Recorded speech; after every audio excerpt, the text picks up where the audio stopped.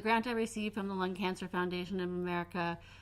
came at a time when I felt like I was pretty vulnerable in terms of my research in lung cancer. I had been doing my lab work for about 2 years and was starting to run out of funding, and you get kind of nervous because you know you don't have enough funding to really compete for big NIH grants or other government grants. And so I was very fortunate to get a grant from the Lung Cancer Foundation of America. It kept my lab really going for a 2-year period where we were able to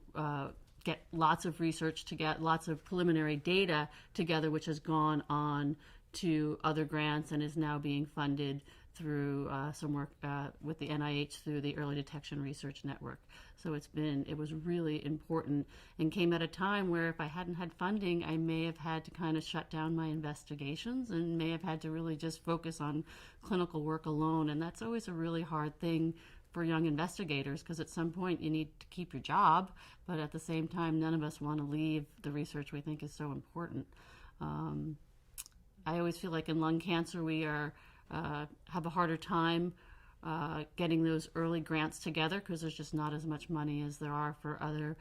cancer types.